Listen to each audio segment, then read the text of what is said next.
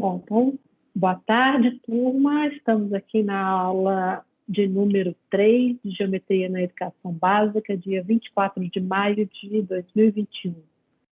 Então, na aula de hoje, nós vamos fechar a discussão que começamos semana passada sobre o abandono do ensino de geometria no Brasil, né, em cima do artigo da Regina Pavanello. E vamos começar, eu vou dar umas orientações aqui sobre as próximas aulas, tá? Que inclui a leitura de um artigo, uma oficina e um diálogo entre elas. Então, quero dar uma explicadinha para vocês sobre como estamos pensando, como que eu estou pensando essa atividade, tá? Então, bom, agora começamos com o artigo da Regina. A gente já conversou bastante lá no fórum, e aí agora a gente vai dar destaques ou, né, retomar algumas conversas que já aconteceram lá e que a gente acha interessante de continuar aqui, né, para dar mais ênfase, para refletir um pouquinho mais juntos, né?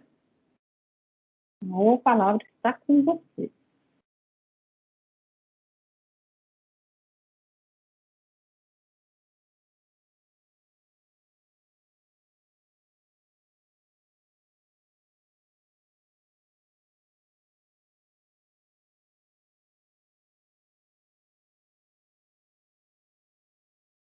Todos tímidos, a Vivian vai falar.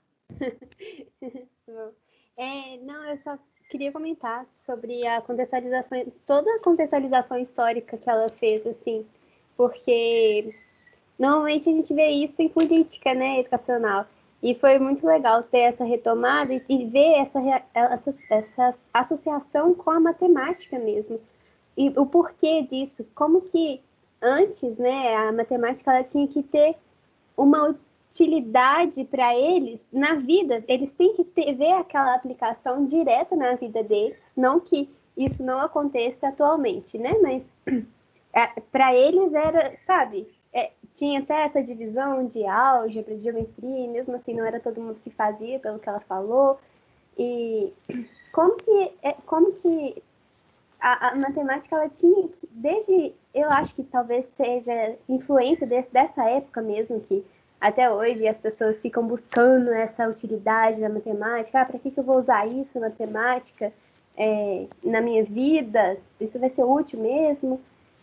E aí eu achei isso muito interessante dela, que eu acho que, querendo ou não, sempre tem essa influência do nosso passado e a importância da gente olhar a parte histórica que que norteia o nosso país mesmo. Era só isso que eu queria comentar. Pedro? Vocês conseguem me ouvir? Gente, vai ter algum ruído aí, porque, né, enfim. Mas eu, assim, dentro de um pouco do que a Vivi falou, o que me chamou mais atenção no artigo, assim, que não é uma coisa relacionada diretamente à geometria, mas obviamente, né, inclui, né? É o fato de como as questões, interesses políticos e as questões que estão ali envolvendo a escola no âmbito mais político, como esses interesses eles influenciam o currículo diretamente, assim, na determinação do que vai ter, do que as pessoas podem ou não saber, né, que já é uma coisa assim, uma discussão assim bem complexa e bem que dá para estender bastante, que é o que as pessoas precisam ou o que elas devem saber ou não, sabe? Eu acho que principalmente o que elas não vão saber. Eu acho que isso é uma questão bem importante, assim. E eu ia falar um outro negócio, mas esqueci. Mas aí quando eu lembrar, eu falo.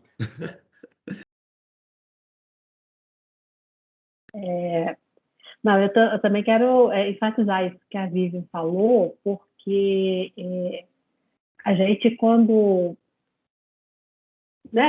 professor que entra numa sala de aula, a gente pensa que o que a gente vai fazer ali é o que foi feito sempre, ou é isso mesmo, né? Sem ter esse cuidado de localizar historicamente o que aquele currículo ali está dizendo para a gente, né? tudo que a gente decide que vai ser discutido, não só na aula de geometria, né, mas em qualquer parte da matemática ou em qualquer disciplina, está totalmente atrelado a discussões políticas, econômicas, sociais, enfim, né, daquele momento histórico. Nada é avulso, descolado, assim, né? E esse artigo da Regina, embora seja bem antigo, ele mostra isso muito para a gente, né? De como a geometria, e aí é o tema da nossa disciplina, né? Por isso eu acho importante discuti-lo aqui, como que a geometria, o ensino da geometria, atende a interesses históricos, né? Não só do que rege a educação no nosso país, mas também de maneira mais geral, né? De interesses políticos, sociais, econômicos, né? E aí alguém no fórum falou isso, né? Que ela não chega a discutir os PCNs, né? O PCN, a BNCC, mas a gente poderia estender essa discussão até os dias de hoje. O artigo de 93, por exemplo, a nossa Constituição, foi promulgada em 1988, né? Acho que ela não teve nem tempo de inserir as questões educacionais levantadas pela Constituição, pela atual Constituição, porque a dissertação dela é de 89, né? Que tinha 1 ano, então não dava nem para, talvez ela não tivesse nem, né? Ela não considerou, né? Porque quando você defende uma dissertação, você parou um tempo a pesquisa, parou um tempo atrás para poder, enfim, escrever, né? E a dissertação dela foi defendida em 89, na Unicamp. Acho que vale a pena a gente buscar algum trabalho, né, no estilo do dela, atualmente, né, sobre a história do ensino da geometria. E esse artigo dela é um clássico, né? Então, muita gente lê e utiliza nas suas disciplinas, porque ele faz um apanhado bem interessante aí, né, para a gente localizar historicamente o ensino da geometria. Bárbara. Um pouco nisso também, eu acho que, quer dizer, eu achei muito interessante os apontamentos, né, que a autora fez a respeito do tanto que a gente perde quando a gente adota essa educação mais utilitarista, né? Que aí a gente vai focar, sei lá, só no mercado de trabalho, mas os alunos que, por exemplo, não querem sair do ensino médio e ir para o mercado de trabalho e querem ir para o ensino superior, eles chegam para lá sem uma bagagem mais completa. E aí, isso que eu achei super interessante, porque isso é muito prezado hoje em dia, né, pelos alunos, de ai, mas eu vou usar isso quando? Eu nunca vou usar isso. E eu sinto que é uma tradição mesmo da nossa sociedade de tentar ver uma utilidade direta para tudo. E muitas vezes eu ainda me pego nessa coisa mais utilitarista, mas eu tento também sair um pouco disso. E esse texto ele serviu muito para abrir os meus olhos, assim, do tanto que o ensino talvez tecnicista e muito focado no mercado de trabalho, ele perde muito a qualidade.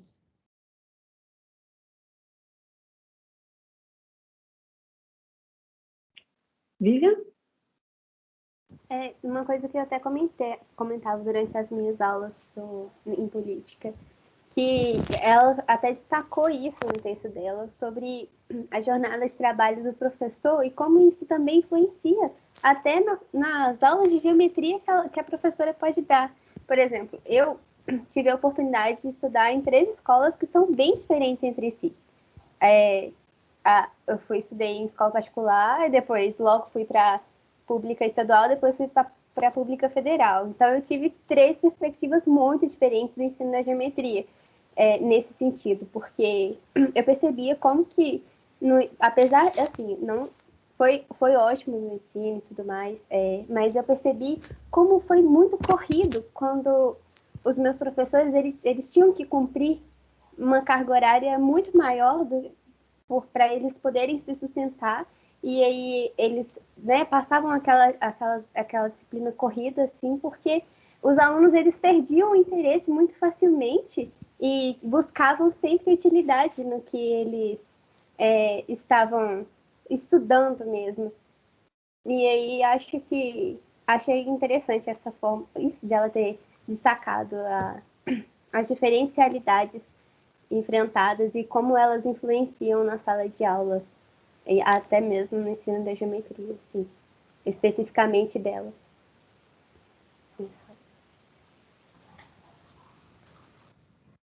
Lucas? Me ouvindo certinho, né? E eu acho que um ponto que eu gostei muito do artigo da Pavanello também é o fato, né, já foi comentado, é o panorama macro, né, que mostrando como é que por trás das decisões, o que há por trás do ato de ensinar, né? E no fórum teve um questionamento que a Jussara fez, numa resposta que eu dei lá, que eu achei muito pertinente, que me fez refletir também, que vai além do macro, vai para o nosso micro, né? Da sala de aula, de estar ali em sala de aula.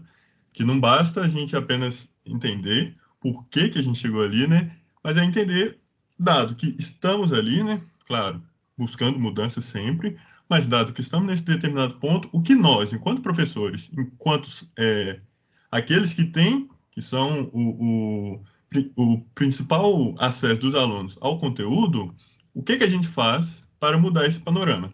Talvez mudar não, talvez apresentar de uma outra forma, apresentar de uma forma diferente, saindo desse extremo que é pintado, saindo desse panorama tão forte que é o panorama que é apresentado, né? Então, esse é um questionamento que eu acredito que pode ser o mais importante que a gente se faz, né? Sabendo que a gente está nesse ponto, o que nós, enquanto professores, podemos fazer? Nem que seja apenas localmente, né? Que foi essa palavra que a gente falou.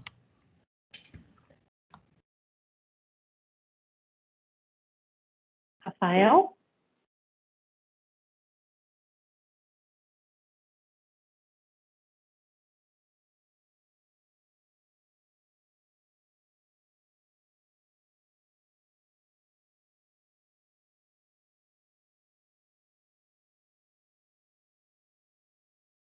Eu acho que ele caiu, gente.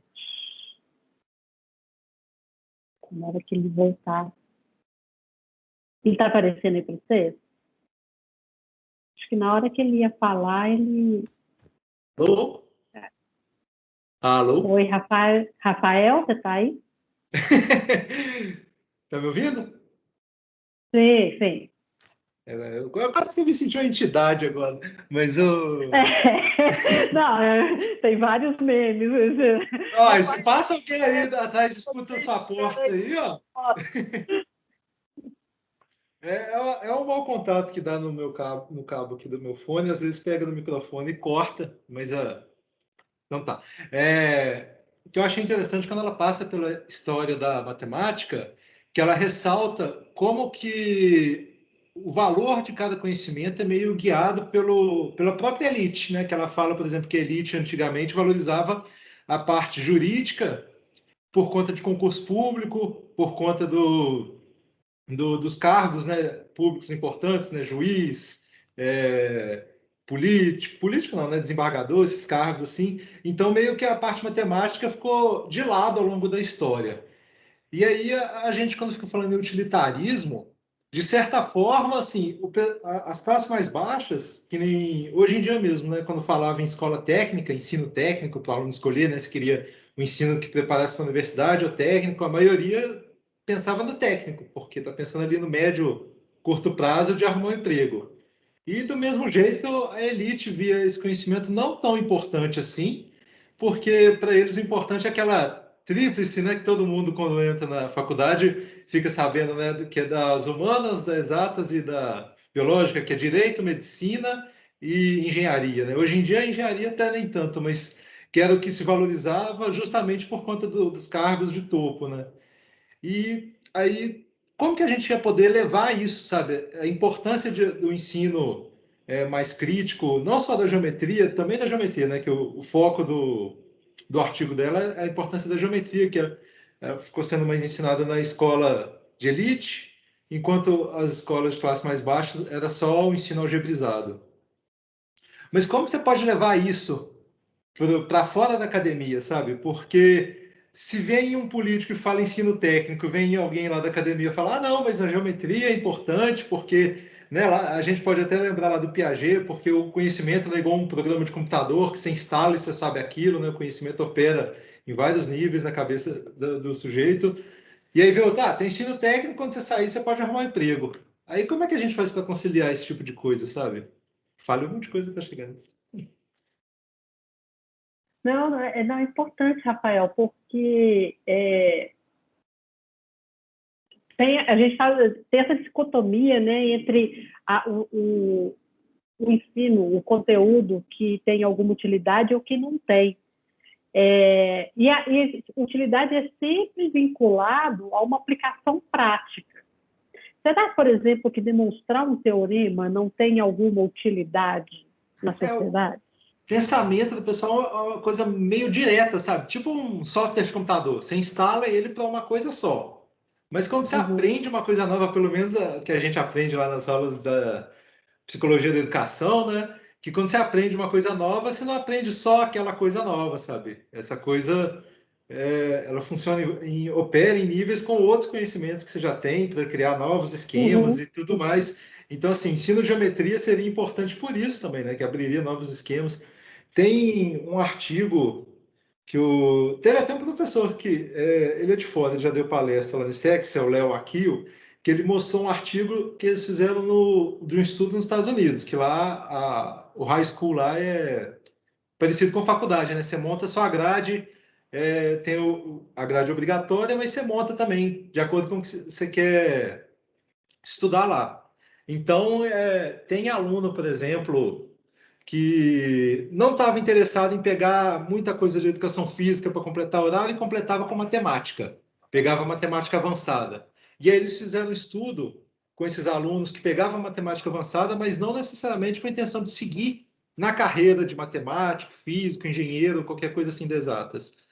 E aí o que se descobriu é que esses alunos que escolhiam a matemática avançada, independente da carreira que eles escolhiam, em média eles se saíam melhor do que os colegas que não pegavam a matemática, sabe? E aí uma das conclusões desse artigo é que, por conta deles estudarem a matemática, ajudou na tomada de decisões deles, porque desenvolveu um pouquinho a lógica deles, sabe? Aprimorou a lógica. Então, assim, aí você estuda aquele tanto de teoremas, uma das consequências pode ser isso, sabe? Você eleva um pouco a lógica da pessoa para ela ter mais um pouco de traquejo de raciocínio, sabe? Mas assim, o pessoal vê assim, eu vou aprender para fazer isso. Né? Bhaskara, para que eu vou usar Bhaskara? Né? Tem pessoa que pergunta assim. É a mesma coisa que eu te desse, sei lá, uma chave de fenda, um martelo, e você perguntava, mas não tem prego para bater, mas martelo não serve só para bater prego, sabe? Serve para um monte de coisa. Tá, deixa eu só comentar mais um pouquinho aqui, Júlia, continuar meu raciocínio, que a gente vê muito essa pergunta, né, para que serve isso que eu estou estudando. Não sei se isso acontece com outras disciplinas, né? Ninguém pergunta para que serve estudar, para que eu vou precisar de mitocôndria, por exemplo, para que eu vou precisar de estudar a economia da Índia, né? Então, a gente será que os professores de geografia, de biologia, escutam perguntas igual o professor de matemática escuta? Né? Então, essa é uma questão. A outra questão é, a gente precisa estudar, né? Está bem nessa linha aqui do que a gente está falando, a gente só precisa estudar o que a gente vai usar imediatamente como alguma aplicação, né? A matemática não é feita apenas em cima de assuntos que têm uma aplicação imediata, né? Ela tem um corpo de conhecimento próprio, ela precisa se desenvolver internamente para ter também aplicações em outras áreas, né? Então, como corpo científico, ela tem um monte de assunto que não é aplicável de forma imediata. Depois pode até descobrir que ela tem alguma aplicação só, até, né? Mas não é só esse o propósito da matemática. Então, uma pergunta que eu sempre me faço é o que os alunos querem nos dizer quando eles perguntam para que eu vou usar isso. Será que eles realmente querem saber para que eles vão usar aquilo? Ou eles não estariam fazendo uma crítica ao ensino de matemática com essa pergunta? Certo? Então, eu acho que a gente, como professor, não deve logo se apressar em responder para que serve um conteúdo. Primeiro, nem tudo tem uma utilidade direta. E segundo, que a gente pode acabar se atrapalhando, né? Arrumando aplicações forçadas para cada conteúdo da matemática. E terceiro, que eu acho que o aluno está mais criticando do que querendo mesmo saber uma aplicação. Essa é uma opinião minha, né? Júlia. Mas sobre isso que você está falando, Jussário Rafael, eu estava lendo um texto do Biratã no estágio, e aí ele escreve que a matemática que a gente ensina, né, a matemática da educação básica, ela é uma matemática morta, assim, né, em certo sentido. E aí ele defende uma matemática que ela não é uma matemática da utilidade, mas uma matemática do agora, assim, que seria uma matemática que ela preza pelo desenvolvimento intelecto do hoje, que ele fala. Então, tipo assim, nesse sentido dessa frase que você fala do aluno quando ele te fala para que serve, eu acho que é nesse sentido. Eu acho que ele não está querendo uma matemática utilitária. Acho que ele está querendo uma matemática viva, assim, que atravesse ele no hoje, sabe? Que estimule o intelecto dele mesmo, assim.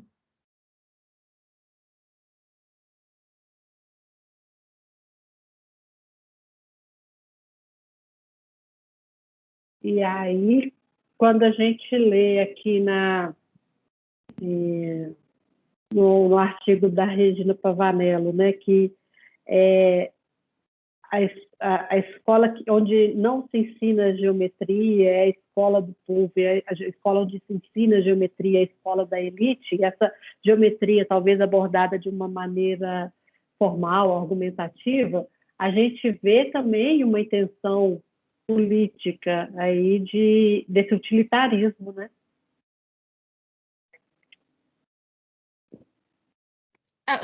E sobre isso, eu acho que a Bárbara postou no fórum uma questão que eu acho muito importante, que é da como é que é mesmo? Do novo ensino médio.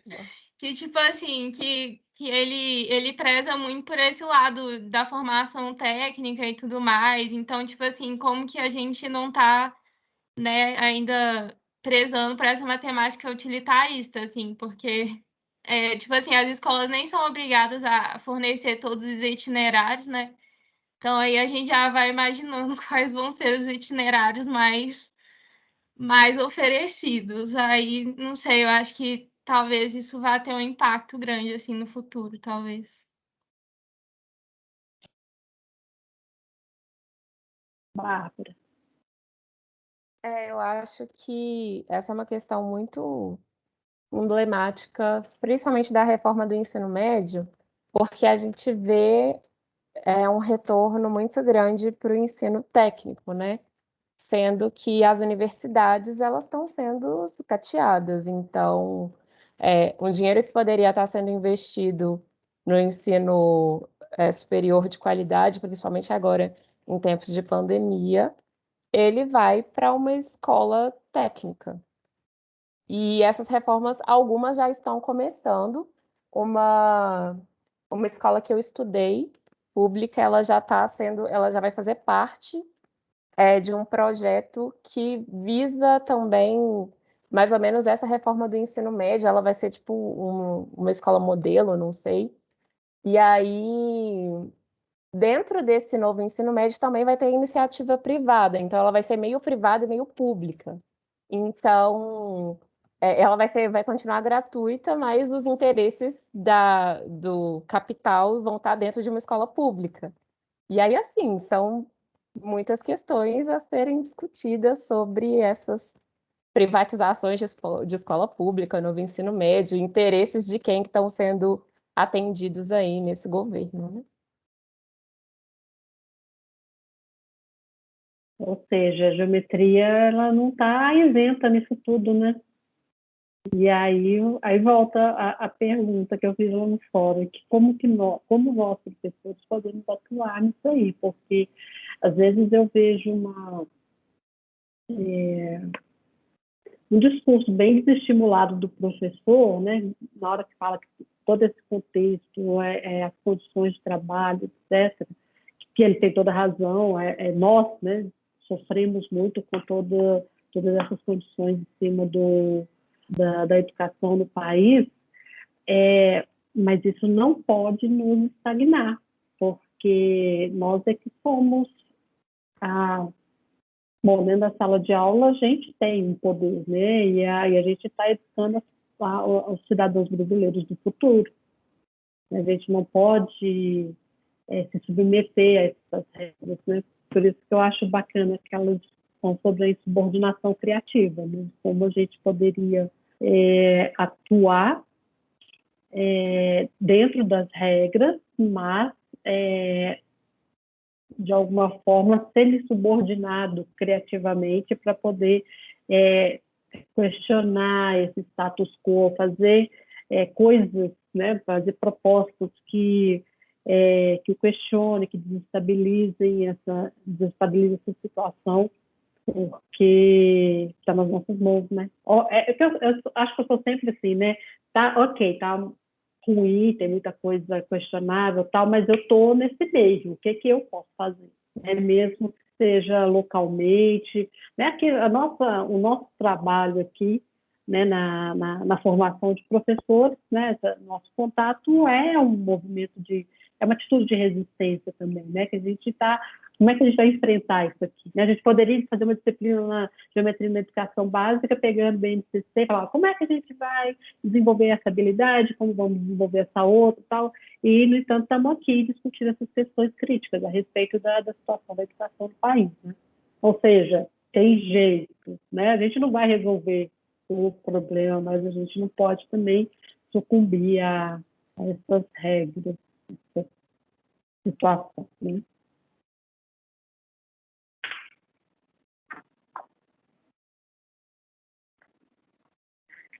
E a insegurança do professor com a geometria, gente? Como é que isso fica para você? A Vanella destaca isso muito, né?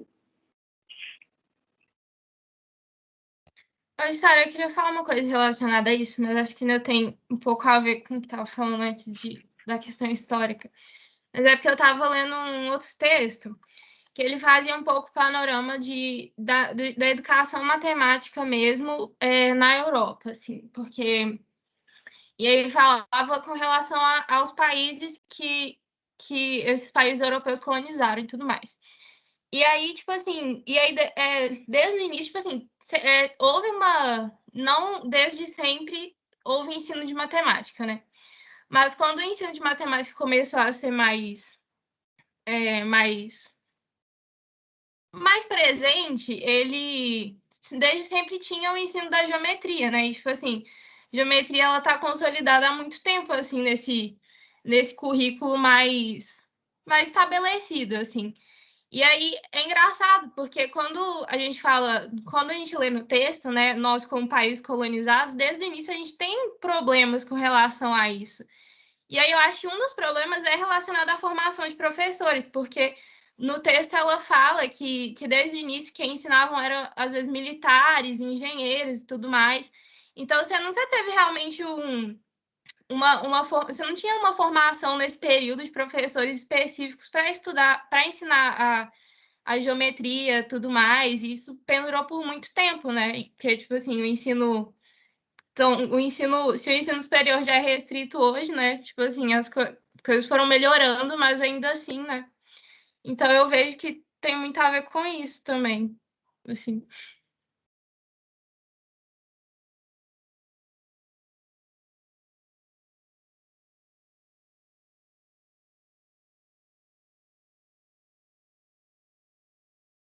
Para mim, que aparece Andresa e depois Vivian, não é isso? Andresa, por favor. Eu só queria falar que quando eu li o texto, me veio à mente muito fortemente o texto que você tinha passado na disciplina de números, quando fala do ciclo vicioso dos números irracionais, que os professores, as pessoas, os alunos, não têm uma boa base dos números racionais, no caso da geometria também, e aí acabam indo com uma certa defasagem para o ensino superior. E aí, quando viram professores, é aquilo que a... Ixi, esqueci quem está falando agora. Está falando sobre a formação dos professores. E aí acaba dando uma defasada também, e aí os professores já chegam na escola básica com essa defasagem, então evitam falar demais ou aprofundar demais por não ter o domínio, e aí os meninos da escola básica repetem esse ciclo. Então, quando eu li, eu lembrei muito disso, e eu acho que tem a ver, e é um ponto que foi abordado no texto, e esse texto dos irracionais, eu acho que é de 2019, se não me engano. Então, assim, eu ainda fiz essa associação num texto que teve mais de 20 anos aí de diferença. Então, achei um ponto muito legal assim, né? Que eu consegui perceber e que acho que vale a pena falar ou comentar. Bacana, Andresa. Sim, acontece mesmo com a geometria e começa com os anos iniciais, viu, gente? Os professores dos anos iniciais, formados em pedagogia, eles também têm esse problema na formação deles, né, ao longo da vida escolar, e aí na pedagogia porque eles têm que dar conta de vários conteúdos da matemática. Normalmente a geometria fica relegada ao segundo plano, e aí eles não vão ensinar geometria, né, na educação, né, nos anos iniciais, e aí a coisa vai se reforçando, né? Então, em algum momento a gente tem que atuar aí para quebrar isso, né? Vivian e depois Laura. Queria comentar um pouquinho do que a Júlia falou sobre a nossa formação mesmo, porque como o anterior, né, a história reflete até hoje na nossa formação. E se a gente parar para pensar, uma das discussões que mais teve, né, no fórum foi com relação à algebrização da geometria. Só que se a gente parar para pensar na nossa formação mesmo, a maior parte da geometria, ela foi algebrizada, assim, a maior parte do que a gente sabe, do que a gente tem aprendido para aplicar na sala de aula, como é que vai ser, sabe? Eu acho que também tem uma defasagem nesse sentido de nós vamos ser professores de matemática, só que nós não temos algo além... Não, a gente está aprendendo, né? Está nesse processo de aprender e tudo mais, só que a gente não... Como que da álgebra a gente vai partir para algo que a gente não sabe? Não tem acesso. Então, na sala de aula, como que os alunos vão conseguir enxergar isso que a gente mesmo não tem um domínio, sabe? E às vezes a gente se sente desestimulado sendo professores. Eu acho que foi até algum relato de uma das alunas que eu estava lendo no fórum, que o professor ele teve acesso, ofereceu à escola um curso, e aí ele não aceitou porque não via muita utilidade para aquilo, para aplicar em sala de aula. E aí acaba que os alunos também saem prejudicados nisso, porque não tem todo aquele apoio desde o início da nossa formação, e aí na hora da gente ficar em sala de aula, os alunos acabam sofrendo também.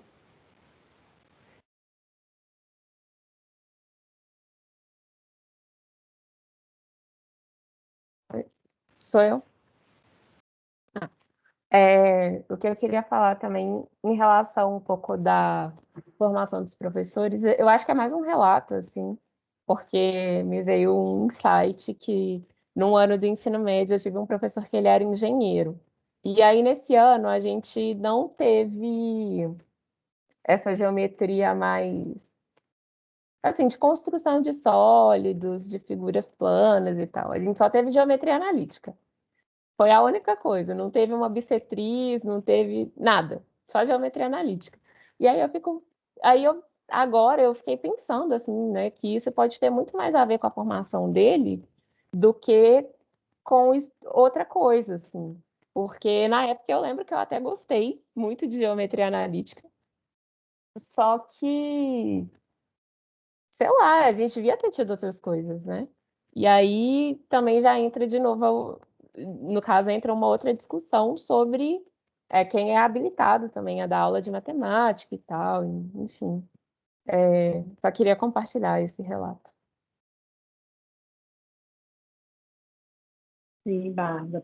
A gente tem que reivindicar muito. Quem dá aula de matemática é o professor de matemática. Acho que até na legislação isso está cada vez mais claro, né? Mas se bem que, às vezes, dependendo da rede, precisa de cumprir algumas carências aí, enfim, né? Mas aí, na fala da Vívia, né, ela falou assim, como é que eu vou ensinar alguma coisa se eu não aprendi aquilo, né? Eu acho que a gente deve investir na formação, ou melhor, investir na autonomia do professor.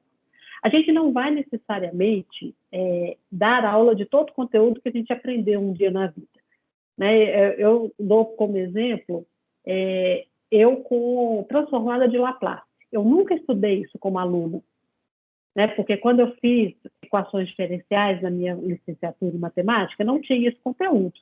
Mas aí, um belo dia, eu, como professora, tinha que dar aula desse conteúdo. Eu vou ter que aprender a ser professora, para dar aula disso, né, desse conteúdo, né? E isso, eu acho que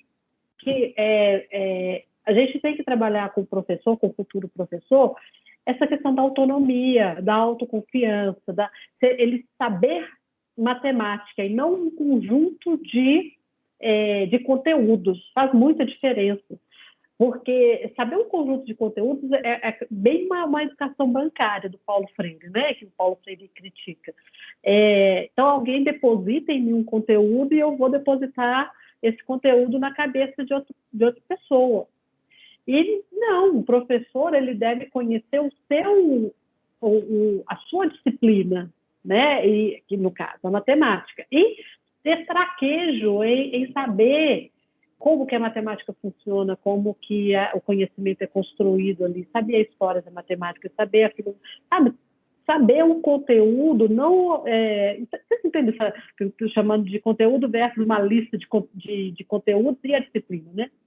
E aí o professor, ao se deparar com um conteúdo que ele nunca deu, ok, eu vou aprender, eu vou pensar em estratégias, vou buscar literatura para me ajudar, né? Porque ele não tem que inventar tudo sozinho, nem é bom que invente tudo sozinho, porque a gente tem uma literatura aí para apoiar nesse sentido, né?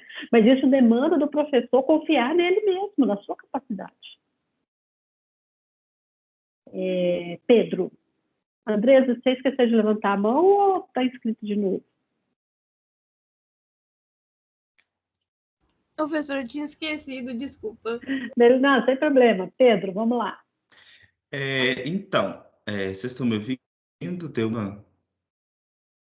Enfim, eu acho que isso entra numa questão também de a gente discutir. Eu não sei se está no nosso lugar como formandos, eu acho que está, porque eu acho que é uma reivindicação que a gente tem que fazer, mas no sentido de, igual, por exemplo, um dos artigos que a gente leu no semestre passado, eu acho que foi até esse mesmo que a Andressa citou, sobre o ciclo vicioso, tem uma parte que ele fala sobre disciplinas de análise do ponto de vista de formação de professores.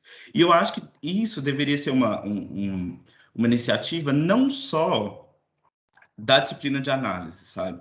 Eu acho que deveria ter essa linha de pensamento num curso como um todo, sabe? De pensar, eu não estou formando essa pessoa aqui que entrou para fazer licenciatura em matemática, ela, obviamente, tem que conseguir autonomia para ela aprender um conteúdo matemático sozinho. Se ela quiser pesquisar em matemática, ok, muda de carreira ou não, faz as duas ao mesmo tempo, mas enfim. Mas eu acho que teria que haver essa preocupação na formação do professor desde o início do curso, sabe? De tipo, fulano tá aprendendo cálculo 1. Tá, mas tá lá, derivada integral. Que conhecimentos de derivada integral esse professor, esse formando, né, esse licenciando, pode tirar, que vai utilizar ele, que vai auxiliar ele a ensinar conteúdos do ensino médio, ou enfim, até mesmo introduzir essas temáticas, assim, sabe?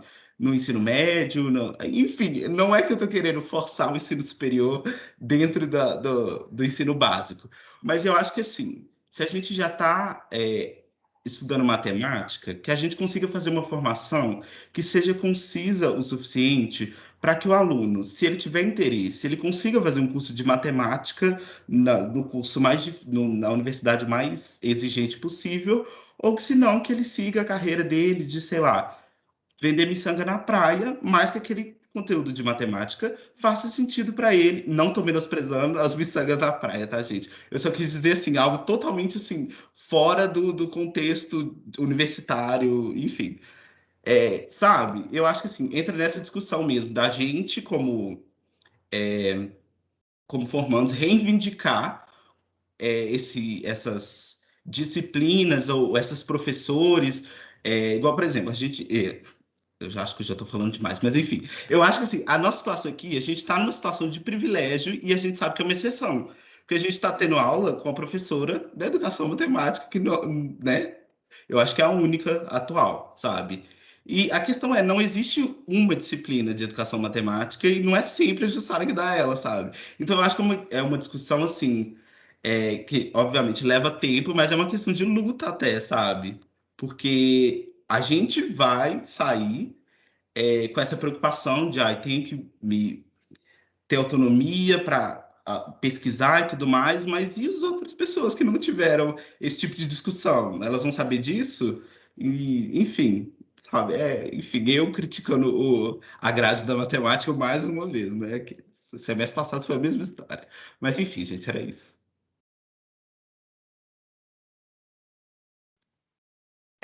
Eu só ia falar, porque esse negócio que a Jussara tava falando da autonomia, assim, né? Que a gente tem que ter como professor, e acho também as coisas que o Pedro tá falando sobre o curso. Aí vejo, assim, um problema no horizonte, chamado BNCC Formação, que eu não sei se vocês estão cientes, mas, tipo assim, é basicamente um treinamento para aplicar a BNCC no ensino básico. Então, tipo assim, isso que a Sara tá falando de você tá na universidade, daí você vai para aprender o conteúdo, essa noção, assim, de que a aprendizagem se dá no conteúdo, né? Então, enfim, eu só acho meio triste essa concepção. Mas como a Sara disse, né, vamos achar as brechas, que é complicado. Gente, daqui a pouco esse período tenebroso da nossa história vai passar. Eu tô no núcleo docente estruturante, a gente tem que colocar em prática essa nova BNCC da formação aí, e assim, é um sofrimento, né? Mas daqui a pouco a gente vai ter uma outra diretriz de formação de professores, a gente vai ter que fazer um outro currículo, e aí a gente vai voltar a ser feliz, se Deus quiser. Jonathan. Oi, professor, boa tarde, pessoal, tudo bem? Eu estava ouvindo os posicionamentos dos colegas aqui, eu achei muito interessante que o nosso amigo Pedro falou. Ao ler o artigo e fazer uma reflexão, eu vejo que o ensino hoje, né, da matemática e das demais áreas, muitas das vezes, com aquela forte pressão que a gente tem, vamos colocar assim, pressão social, econômica, ficou o ensino, às vezes, com exceções, é claro, muito mercantilista, sabe? E isso tem afetado, tem ganhado espaço em muitas universidades.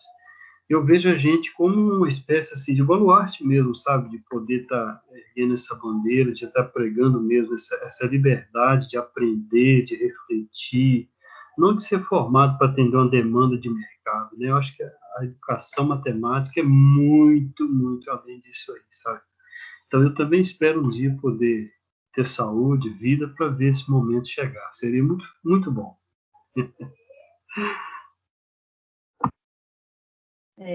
Porque a gente precisa de raciocínio lógico para vender miçanga na praia, Pedro. A gente precisa ter raciocínio matemático para criticar a nossa posição social, a nossa posição histórica, e a matemática ajuda muito nisso. Eu não quero delongar muito nessa discussão aqui agora, porque é tema do nosso próximo tópico, tá? Rafael, você levantou a mão? Eu levantei, só ia lembrar uma coisa que, quando eu fiz geometria espacial semestre passado, era o SEMI, né? E aí ele sempre falava da BNCC, e ele tinha uma crítica que um dos tópicos, eu não lembro qual que é agora, que é sobre a geometria, né? Que é uma das habilidades, que é construir argumentos, como é que é? Convincentes. Ele fala que ele não acha isso interessante, que ele acha que seria mais interessante, em vez de argumentos convincentes, fossem argumentos válidos, né? Porque você pode construir um argumento convincente, mas usando uma lógica falsa, sabe?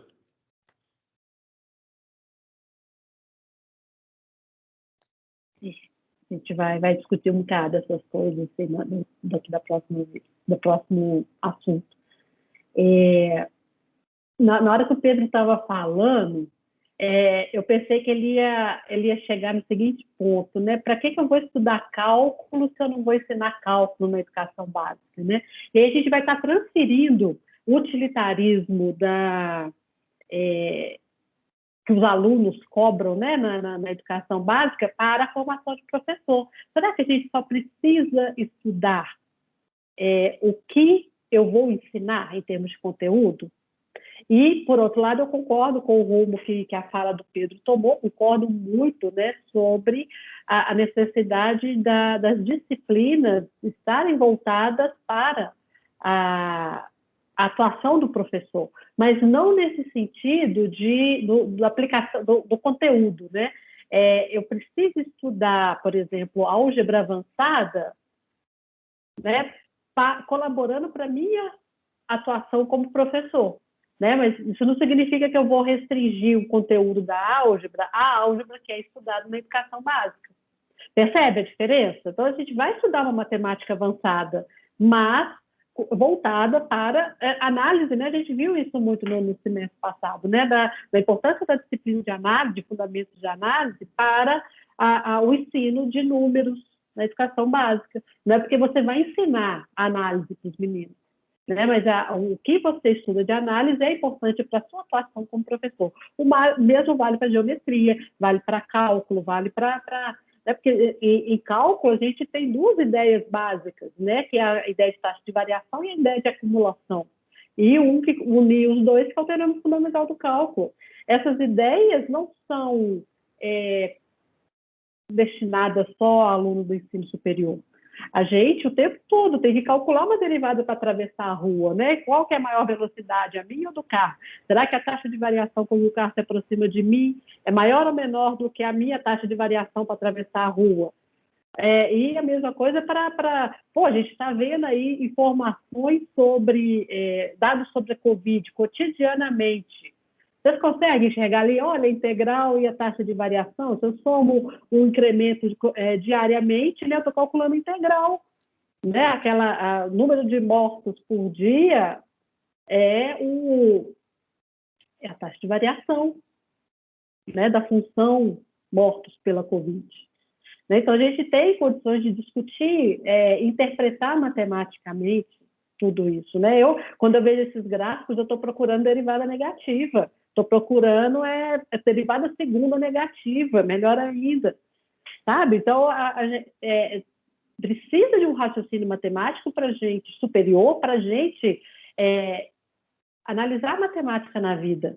E é isso que a gente tem que trabalhar com os nossos alunos, porque o que a gente discute em educação matemática crítica. A matemática é usada para construir a realidade. E as pessoas que não têm acesso a uma discussão matemática, né, rigorosa, com argumentos, etc., é excluído dessa sociedade. A gente não precisa de matemática só para ir no supermercado fazer compra. Não, a gente precisa para interpretar, a gente comparar funções, né, comparar a taxa de variação dos vacinados com a taxa de variação de contágio da Covid. A gente precisa ter uma noção de cálculo aí para discutir esse tipo de coisa.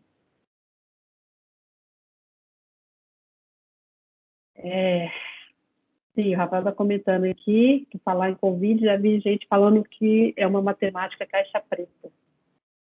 a modelagem da maternidade do Covid. Então, a gente precisa de matemática para viver, afinal de contas, né?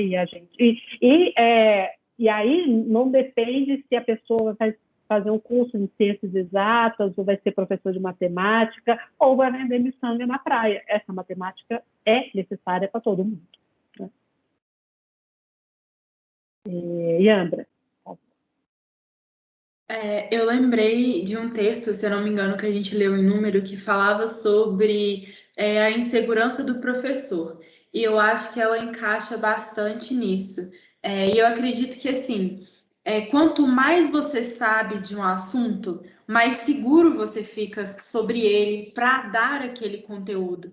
Então, assim, por exemplo, se você vai dar aula de, sei lá, cálculo 1, você não pode saber só cálculo 1. Você precisa ter o cálculo 2, o cálculo 3, aprofundamento, sabe? Porque aí você vai ficando cada vez mais seguro. E é justamente isso que a gente tinha comentado antes, sobre a necessidade de continuar sempre estudando.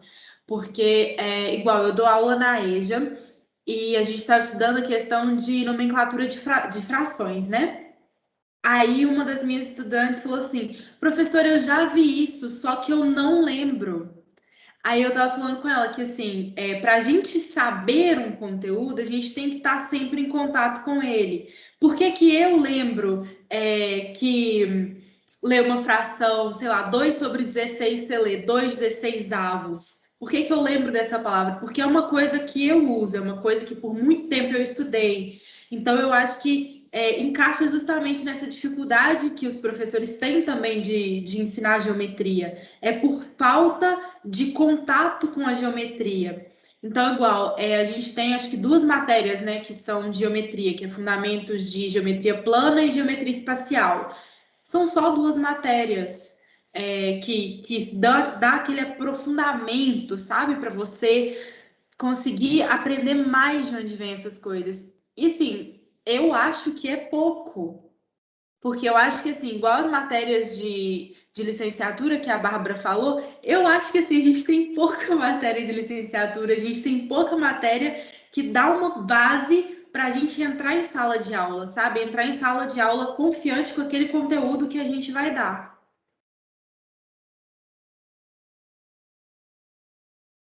Lívia?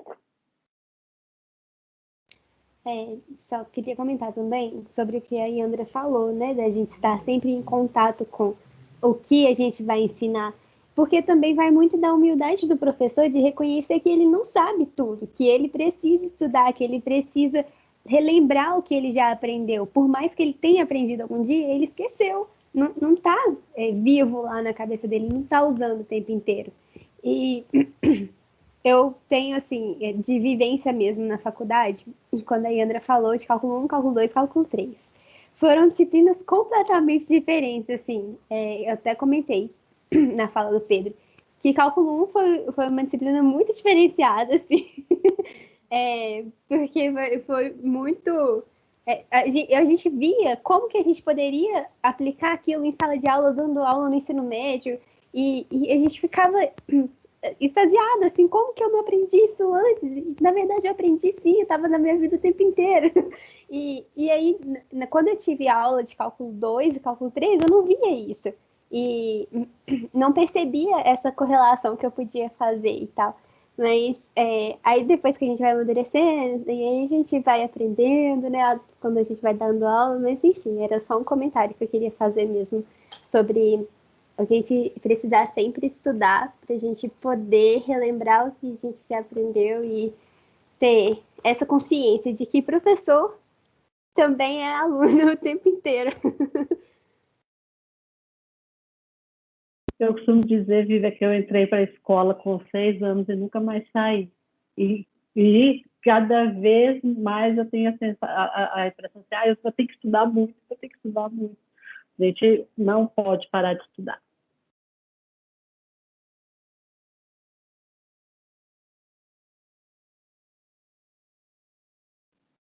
Jussara, você está muda. Jussara, você está muda de novo. Não, o microfone eu estava tentando desligar, eu juro, ele que não estava desligando. Pedro ou Bárbara? E primeiro, não sei. Vai lá, Bárbara.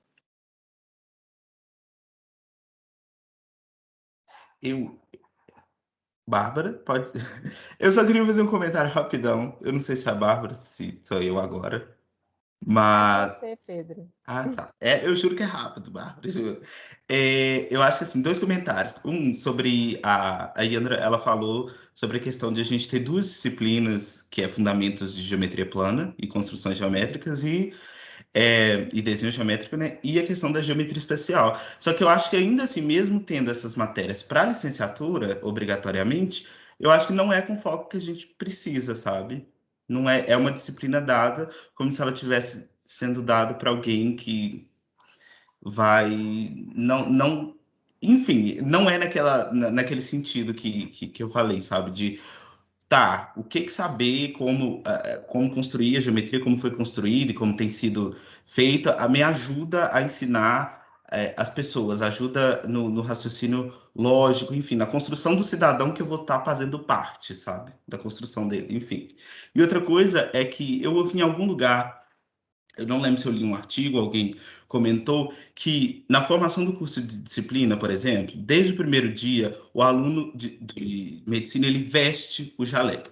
Então, desde o início, ele é tratado como um pessoal cuja vida de pessoas está na mão dele. Então, assim, desde o início, o estudante de medicina ele já tem essa preocupação, ele já tem, digamos assim, e eu acho que isso ao longo do curso vai construindo a confiança do aluno na profissão dele, no trabalho dele. E eu acho que talvez é isso que falta para a gente, sabe? A gente vestir o jaleco, não faz sentido para licenciatura, mas sei lá, pegar o giz, ou enfim, abraçar o quadro, o que for. Para sabe, para tomar essa consciência, sabe, desde o início. Porque eu falo assim, gente, eu tô no curso já há 6 períodos, mas eu comecei a estudar para dar aula semestre passado. Então, assim, confiança tenho para dar aula? Não, com certeza que eu precisaria, sabe? Eu acho que é muito essa questão de, desde o início, falar: olha, a sua profissão, enfim, você vai enfrentar vários desafios e construir a sua confiança, e a sua profissão não é uma versão inferior da profissão de um professor acadêmico, sabe? Que eu acho que tem muito esse estigma de, professor da educação básica é só alguém que tentou dar aula na academia e não conseguiu, enfim. Acho que agora sou eu, né? Comentando um pouco o que o Pedro falou, eu acho que falta para a gente criar desde o início, talvez, uma identidade de professor. Assim, chegar no curso e falar: bom, agora serei professor. E aí pega no quadro mesmo, abraça os dias, sei lá, faz alguma coisa. Assim, pelo menos nos cursos da área da saúde, eu sei que eles tratam também de questões que não só são em relação à profissão. Por exemplo, como lidar com a morte de um paciente. Então, assim, talvez essas questões menos utilitaristas, né, de fato, e questões mais voltadas para o ser professor, talvez sejam também uma boa alternativa para isso. Não sei. Mas o que eu queria falar mesmo era a respeito um pouco do que a Vivian falou, de que, de fato, o professor ele não sabe tudo. E eu acho que cabe a gente também aceitar que a gente não sabe tudo, sabe? Porque eu sinto que, óbvio que tem esse estereótipo de que o professor é o dono do conhecimento, só que eu acho que a gente compra muito isso às vezes. E aí a gente se pega numa situação em que nós não sabemos alguma coisa e a gente fica desesperado. Pelo menos isso já aconteceu comigo, assim. Eu faço parte do PET, né, e já tive que dar pré-cálculo. E aí eu lembro que na primeira vez que fui dar pré-cálculo, eu estava aterrorizada com medo de não saber alguma dúvida. Só que, primeiro, que eu não sou nem formada. É óbvio que eu não vou saber. E segundo, que mesmo se eu fosse,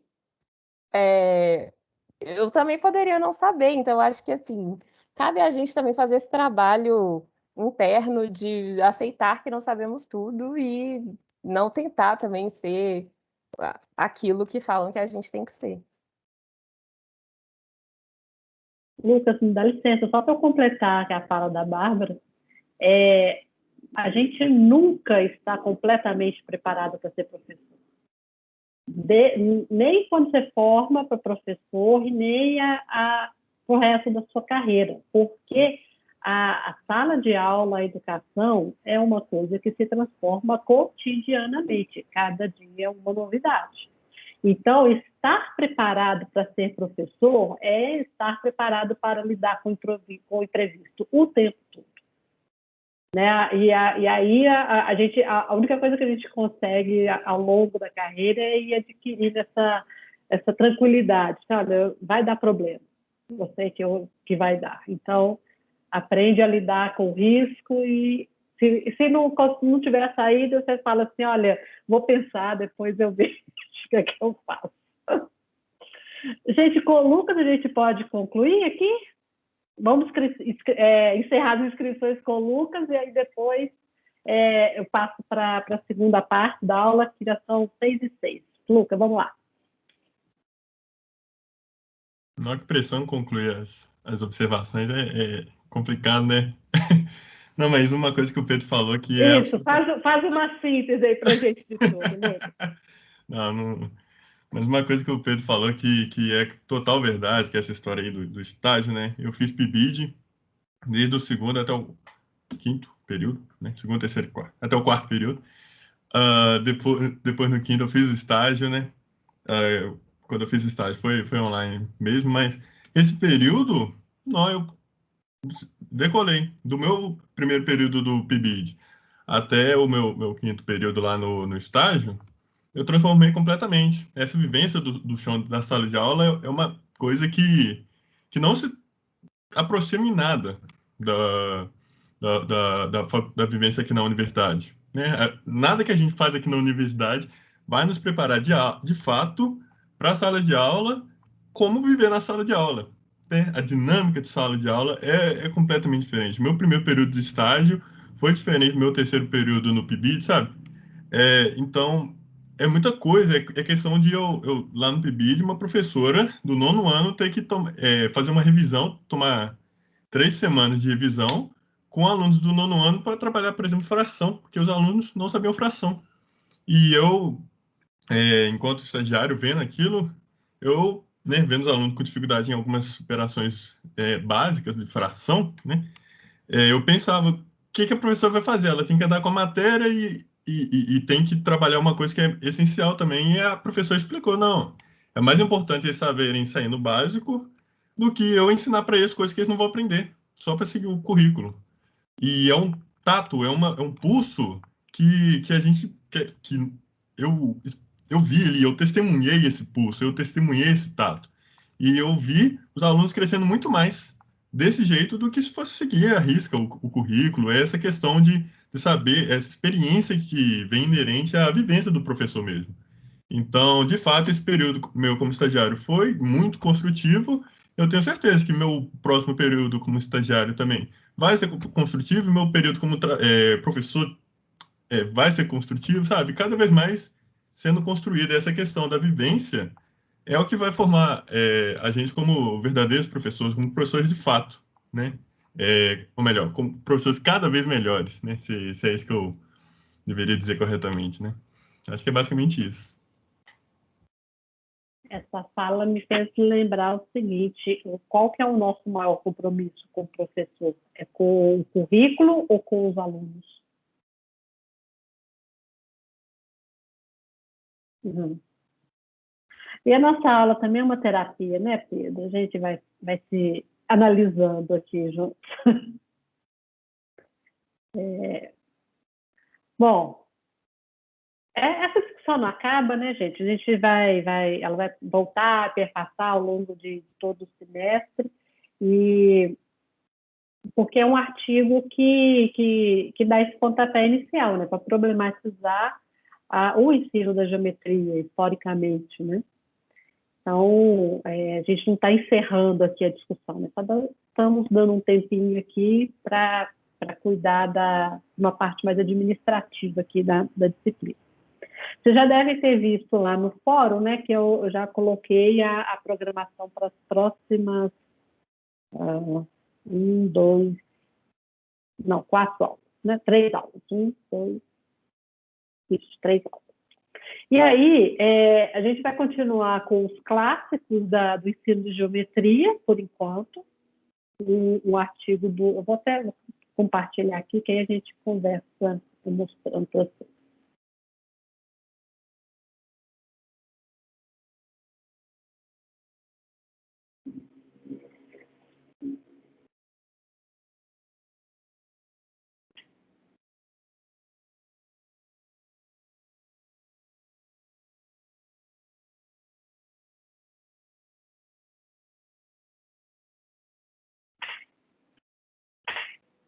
Vocês estão vendo o Moodle da nossa disciplina? Estamos. Beleza. Bom, aí aqui, então, a próxima aula vai ser, que é assíncrona, tá? A gente vai estudar o artigo do e-mail, tá? E a pergunta dele, o título do artigo já é isso, é geometria no primeiro grau, experimental ou dedutiva. Primeiro grau é o nosso ensino fundamental hoje, tá? O artigo é de 87, na época chamava primeiro grau. E aí ele vai apresentar argumentos, né? Vai dizer o que é geometria experimental, o que é dedutiva, e vai se posicionar, né, sobre como ele acha que deveria ser. Bom, Mendes é autor de livro didático, né? Ele é mais conhecido por essa parte aí da carreira dele, acho que vocês conhecem, né, o livro dele. E aí, então vai ser uma discussão teórica para a gente começar a partir do artigo do Mendes, e eu coloquei 3 questões aí para dar o tom do debate via fórum, e aí, logo em seguida, a gente vai ter uma oficina inspirada no artigo do Mendes, tá? O título que eu dou para a oficina é Experimentando Teoremas com GeoGebra. O Mendes não fala de GeoGebra, GeoGebra nem existia na época que ele escreveu o artigo, mas eu me inspiro no artigo dele para propor essa oficina. E aí, a logística, né? Vai ser, quem fez números na educação básica comigo no semestre passado, é a mesma dinâmica, tá? Vocês vão se organizar em pequenos grupos, com 3 ou 4 estudantes, vão marcar algum encontro para poder fazer a oficina juntos, e aí, aqui no fórum, vocês vão relatar o que o grupo fez, tá? Na oficina. O cronograma também já está tudo disponível, mas as datas estão pertinho uma da outra, então você não precisa esperar no sábado para dar a resposta lá no fórum do teórico, e depois esperar o dia 2 para fazer a oficina, tá? Está disponível. Então, isso aqui, vocês já podem começar a partir de hoje, né, nessa discussão, porque é preciso ler o artigo para fazer a oficina. Só façam essa ordem, tá? Então, leia o artigo, participa lá no fórum, combina com o grupo, faz a oficina e depois relata aqui. Por experiência própria, eu acho que a primeira questão da oficina vai ser a mais difícil, no sentido de que eu peço para experimentar um teorema. Né? O que seria, então, você testar uma hipótese, concluir a tese de um teorema experimentalmente, usando GeoGebra. Então, eu peço para vocês bastante cuidado e reflexão para fazer essa primeira questão, porque as demais questões são demonstração formal, que é o que a gente já sabe fazer, tá? Mas presta bastante atenção nessa primeira atividade, que é usar as hipóteses para experimentar a tese. Como que a gente pode fazer isso usando o GeoGebra, no caso, tá? E essa é a ideia que vem lá do artigo do e-mail. E depois, então, a gente vai ter na próxima quarta-feira, então a gente vai ficar sem se encontrar em dois dias de aula, né? Vamos nos encontrar na quarta-feira da semana que vem para fazer esse diálogo. Vocês lembram que a disciplina é pautada num diálogo de teoria e prática, né? Então, eu usei o artigo do Imenes para bolar a oficina 1, e aí a gente vai fazer essa reflexão, né? O que da oficina 1 que vocês fizeram com o grupo, como vocês veem o artigo ali, concretizado na experiência que vocês tiveram, né? Como é que... Então, assim, não basta fazer oficina, né? Vocês, como já conhecem o artigo na hora que fez a oficina, vocês têm que pensar no artigo enquanto estão fazendo a oficina, tá? Porque, né, as duas questões que eu coloco aqui para dar o tom das nossas reflexões no dia 2 de junho, né? Primeiro que o Imenes não menciona computadores no seu artigo, o GeoGebra nem existia naquela época. E aí a pergunta: teorias são congeladas histórica e geograficamente? Como que a gente pode atualizar essas ideias teóricas? Não só pensando no Imenes, mas pensando em qualquer artigo, tipo da Regina Pavanello, qualquer artigo que a gente discute, tá? E a segunda pergunta é: por que a oficina 1 e o artigo do Imenes podem proporcionar contribuições para o exercício da democracia? Aí a gente vai filosofar um pouquinho aí em cima dessa experiência, mas assim, então tem que viver intensamente a experiência teórica e prática para poder depois filosofar em cima dessas questões aí na aula do dia 2.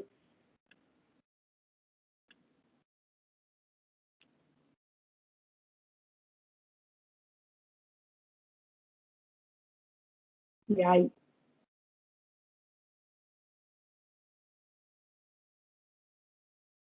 Está claro? Tem alguma dúvida?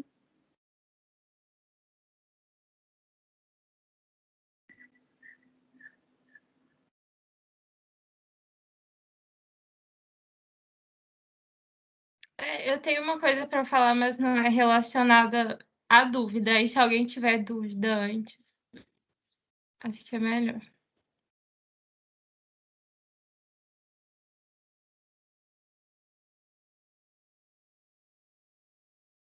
Eu acabei explicando rapidinho. Eu pensei que ia demorar uma meia hora.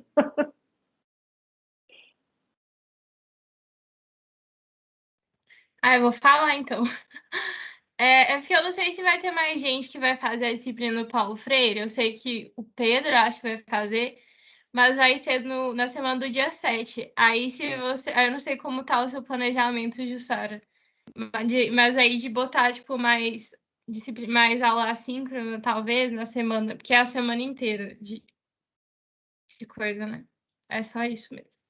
Mas é só se der mesmo. Na semana de 7 a 11 de junho. Uhum.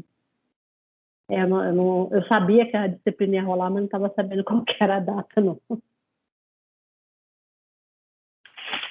E aí, qual que é o horário da disciplina? Você sabe, Júlia? Eu acho que é de 1 às 6, não é? É uma coisa assim. Deixa eu ver. De 1h30 às 6h30. Aí eu teria que não tem ponto síncrono, né? Mas quantas pessoas aqui vão fazer a disciplina? Eu vou. Eu também vou. Uhum.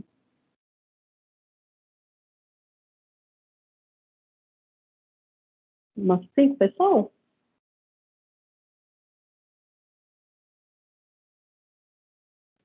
Levanta a mão. Levanta a mão, gente, só para a gente ver. Porque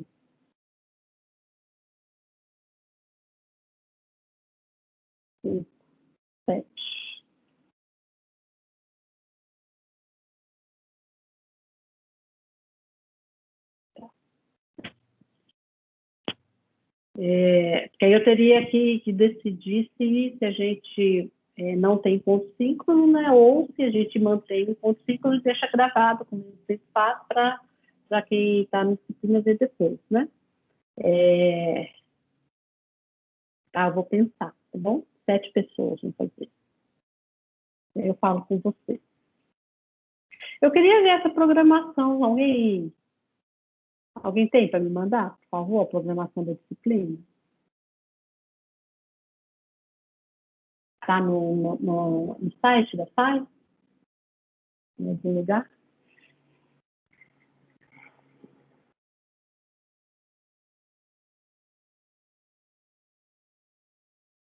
Tá, quem descobrir, manda para mim, tá bom.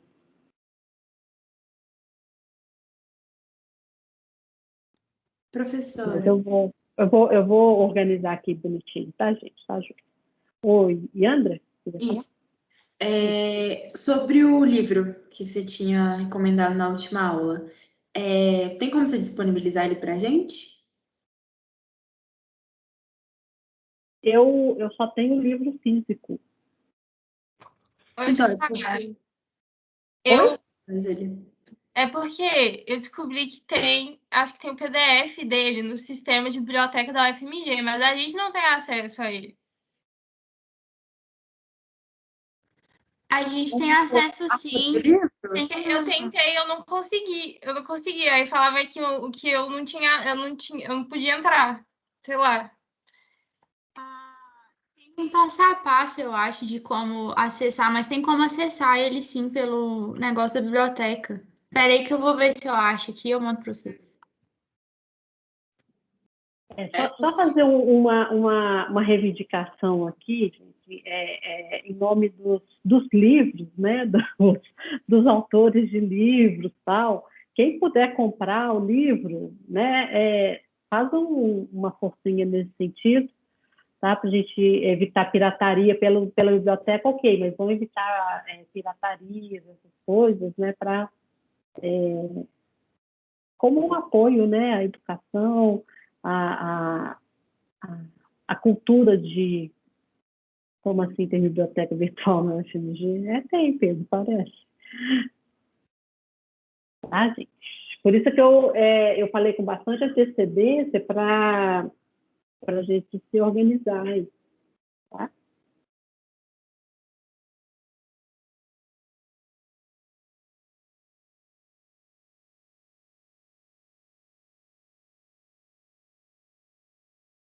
Mais alguma coisa, gente? Eu tenho uma dúvida para a Júlia. O livro, ele está tipo, disponível como e-book mesmo? Eu acho que tá. Agora eu tô com medo de estar falando mentira, de eu estar confundindo os livros. Mas Ah, eu acho que Não, é verdade. É verdade. Tem o livro na biblioteca mesmo, na virtual. Fica tipo um PDF, Bárbara, mas não dá para baixar. Só dá para acessar tipo online. Aí se for para baixar, você tem que baixar página por página, tipo, uma por uma. Entendi. Obrigada.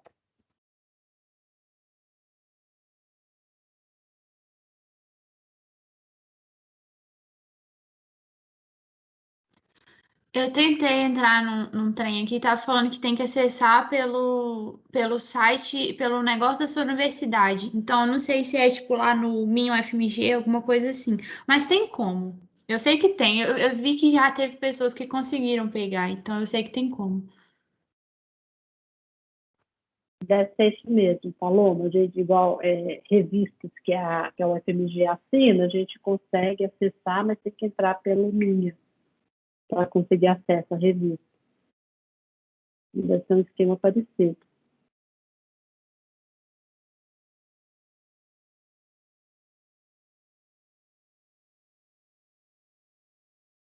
Pois é, vocês são perto demais nas tecnologias, muito mais que eu.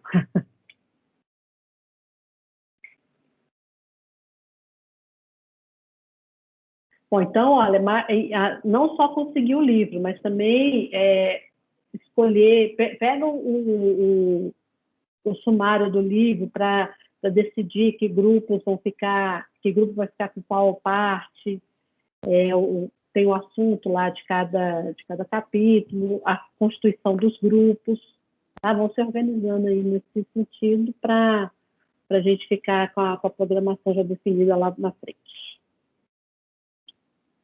Ô, Jussara, Oi. Sobre a questão dos grupos, eu até queria ver com você, é porque aquele jeito que você tinha comentado de fazer grupos de 7 integrantes, eu não sei se todo mundo que está na disciplina vai de fato participar, porque eu acho que foi eu e a Júlia Santiago, eu acho. A gente até perguntou no grupo se tinha mais alguém sem grupo. Aí aparentemente ninguém falou nada, só que aí a conta parece que não está batendo, porque se todo mundo já tiver com o grupo completo, aí sobrou um grupo de 3 integrantes e depois o outro de 6. Então, assim, eu queria ver como é que o pessoal tá, se todo mundo já formou o grupo mesmo ou não. Então, é preciso redistribuir, principalmente esse com 3 pessoas só, fica ruim, né? Passa algumas pessoas para esse grupo de 3. Bom, então está faltando 4, 5 pessoas, será que só tem 30? E hoje aqui, acho que 30 pessoas participaram aqui. Será que tem 5 pessoas que não vão participar da disciplina? Eu não tenho esse controle, não. Mas, gente, então, vamos participar do grupo que está com 3 lá, mas pelo menos 2 pessoas lá com os meninos. Não sei se é a Júlia e a... O meu grupo com 3, se alguém quiser entrar em contato aí. É eu, o Lucas e a Bárbara apenas. Não é essa Bárbara, a outra Bárbara. Agora eu vou chamar a Babi e Bárbara, que a Babi falou que ela tem mais conhecida por Babi, eu falei, assim a gente resolve essa duplicidade. Então é isso, gente. Oi. Não, é que eu acho que algumas pessoas saíram da disciplina mesmo, que tinham comentado lá no grupo do WhatsApp que essa disciplina era errada, que não sei o que, aí eu fiquei, uai, então tá. E aí elas saíram, assim. Então talvez sejam essas pessoas que estejam faltando. Acho que o melhor é isso, a gente coloca os grupos mais ou menos uniforme, mesmo que tenha menos que 7, né? Porque se ficam vários grupos com 7 pessoas e um com 3, é ruim. Então, é melhor fazer todos com 6, por exemplo. Vamos combinar assim, e se mais pessoas aparecerem, alguns grupos ficam com 7. Eu acho que 30 pessoas, eu acho que tem participando da disciplina. Então, vamos fazer 5 grupos com 6. Eu acho que aí também as pessoas pode se redistribuem. Talvez a pessoa também não esteja muito preocupada, sabe? De organizar o grupo agora e aí nem se manifestou. Talvez seja isso. Pois é. Porque no Moodle tem muita gente, então... Tem 35 pessoas no Moodle. Pois é. A Janaína está falando aqui que estava sem grupo. E fica ruim deixar para organizar em cima da hora. Vocês lembram no semestre passado, né? Um grupo que não conseguia se formar, porque tinha um monte de grupo cheio e um ficou, que as pessoas não conseguiam nem se encontrar para conversar. Então, cuida assim, de ter no mínimo 6 em cada um. Tá? Eu acho que tem 30 pessoas aqui, embora no diário tenha 35. A Vivian até comentou com relação ao pessoal do grupo do WhatsApp, eu fui conferir agora, lá tem 39 pessoas, então assim, não estou entendendo essa conta. Mas então, pessoal, por favor, se manifestem, tá? Se tiver mais alguém sem grupo, avisa lá para a gente organizar direitinho.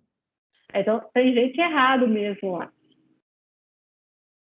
Porque aqui na disciplina, no Moodle, no diário, tem 35 pessoas. Não tem 39, não. Pois eu acho que é a gente que estava tentando disciplina, sabe? E aí acabou não conseguindo, e aí saiu. Eu posso mandar aqui, Janaína, de novo o link. Tem na conversa anterior, mas eu procuro aí, eu mando aqui.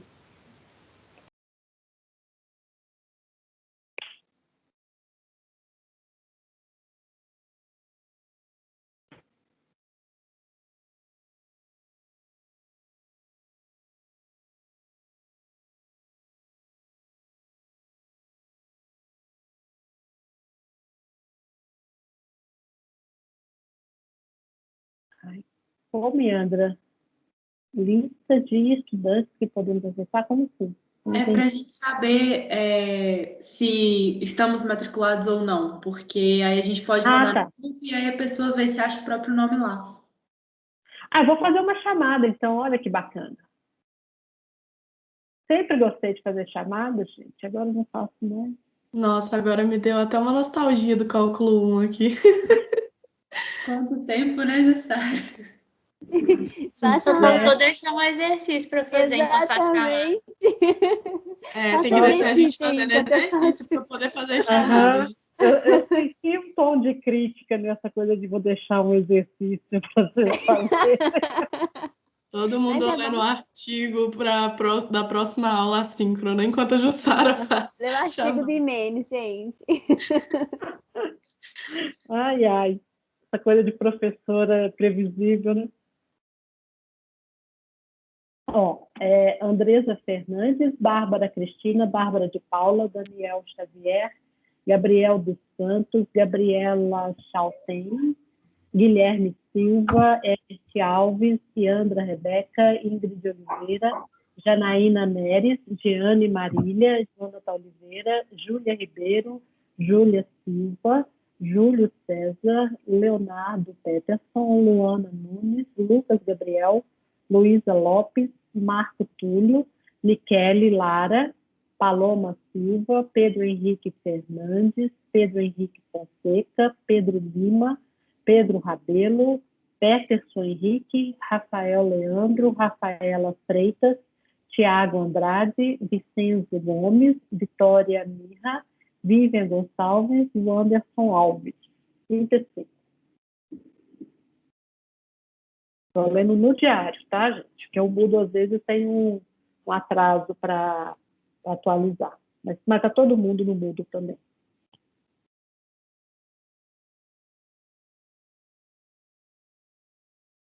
E a Vivian já mandou aí o link para o WhatsApp, Janaína. E qualquer problema, gente, não precisa esperar o encontro nosso para perguntar, não. Tem um fórum lá para dúvidas gerais, tá? Coloca lá e a gente vai resolvendo ao longo da semana. Tudo bem? Beleza, então. Eu falo com vocês sobre a programação, tá? Do dia 7 a 11 de julho. Um abraço para vocês, gente. Boa semana. Tchau, Obrigado. Lucas, salva lá Tchau. para mim, por favor. Tchau, pessoal. Tchau, tchau, gente. Tchau, pessoal. Tchau, Tchau, pessoal.